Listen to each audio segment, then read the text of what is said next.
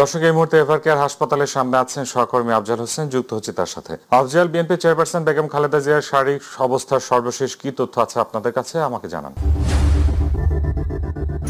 তানভীর, রাজধানীর ever care হসপিটালে এই মুহূর্তে চিকিৎসা নিচ্ছেন। আপনি জানেন, গত বেশ কয়েকদিন ধরে চিকিৎসা নিচ্ছেন বিএনপি চেয়ারপারসন এবং সাবেক প্রধানমন্ত্রী বেগম খালেদা জিয়া, এবং তার শারীরিক অবস্থার খোঁজ খবর নিতে কিছুক্ষণ আগে সেখানে প্রবেশ করেছেন সেনানো বিমান বাহিনী ৩ বাহিনী প্রধান, এবং বর্তমান তার শারীরিক কী অবস্থা, চিকিৎসা কতদূর, এই বিষয় নিয়ে তারা খোঁজখবর নেবেন বলে জেনেছি। এছাড়া মাঝখানে একটু চারদিকে ছড়িয়েছিল প্রধান উপদেষ্টাও আসতে পারেন, তবে এখন পর্যন্ত তিনি আসেননি বা এ ব্যাপারে আনুষ্ঠানিকভাবে কোনো কিছু সরকারের পক্ষ থেকে জানানো হয়নি। এছাড়া তার চিকিৎসা কাজে কথা যদি বলি, তার শারীরিক অবস্থা বর্তমানে স্থিতিশীল রয়েছে এবং তিনি যে সিসিইউতে আছেন এবং ভেন্টিলেশন সাপোর্টে আছেন, এই অবস্থায় আছেন, এবং চিকিৎসকরা জানিয়েছেন সেটা যে তার শারীরিক অবস্থায় স্থিতিশীল রয়েছে। এবং এই এভার কেয়ার হসপিটালে গতকালকে প্রবেশ করেছে চীনা চিকিৎসকদের একটি দল, এবং আগামীকালকে যুক্তরাজ্যের একটি চিকিৎসা দল এখানে আসার কথা রয়েছে। এছাড়া সার্বিক চিকিৎসার জন্য একটি মেডিকেল বোর্ড গঠন করা হয়েছে, যেটা তত্ত্বাবধান করছেন দলটির ভারপ্রাপ্ত চেয়ারম্যান তারেক রহমান নিজে লন্ডন থেকে।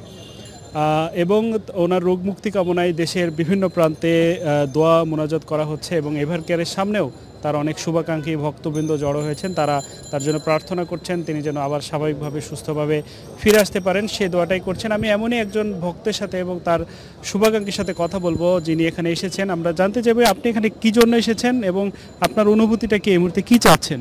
আমি মাদারীপুর একাশন শিবচর থেকে আসছি। আমাদের গণতন্ত্র মা বেগম জিয়া আজকে ৩-৪ দিন হয় এভার কেয়ার হসপিটালে ভর্তি আছেন।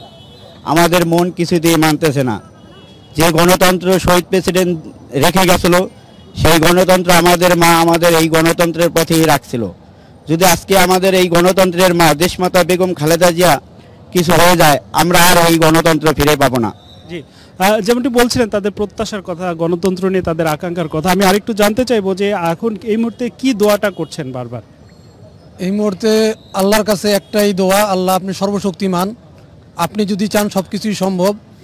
আপনি এখন বলতেছেন যে ম্যাডাম সিসিওতে আছে, আইসিওতে আছে, ভেন্টিলেশন আছে, এগুলো কিছুই না, এগুলো একটা ডাক্তারি পরিভাষা।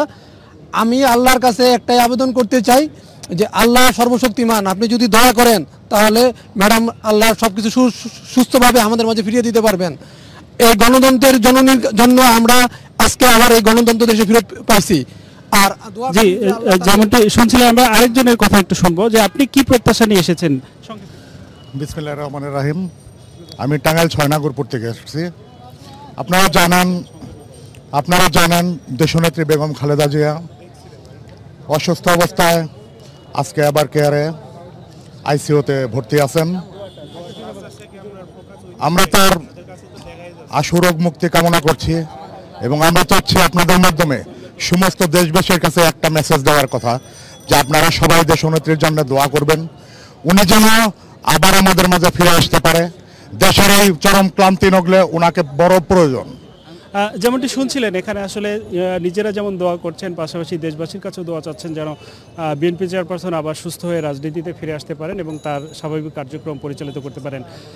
তো এই ছিল আমার কাছে এভার কেয়ার হসপিটালের সামনে থেকে সবশেষ।